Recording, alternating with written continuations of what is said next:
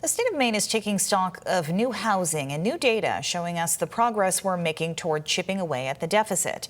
A state-commissioned study found Maine needs to add more than 80,000 new units by 2030.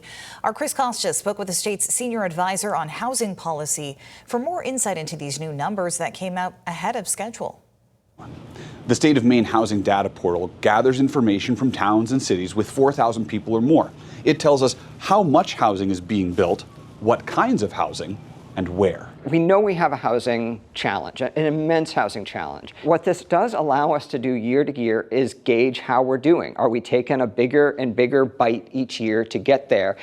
Greg Payne is the governor's senior advisor on housing policy. He says Maine set a goal of 6,900 new building permits for 2025. According to this data, Maine exceeded that goal. But each year, those benchmarks increase. 7,600 building permits in 2026 and 8,800 in 2027. Even though we met our goal in 2025, we're going to need to do better in 2026 to continue to keep up. The first round of data, all from 2025, shows that single-family homes were the dominant new units being permitted. Large multi-unit apartments ranked second, followed by accessory dwelling units. Payne says this data is a good foundation and just the beginning.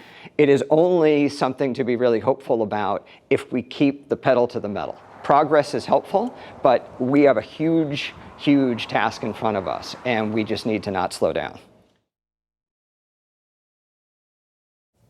It was Chris Costa reporting. Now, state housing leaders say this baseline data will be a helpful comparison when the full year of 2026 data comes out next spring.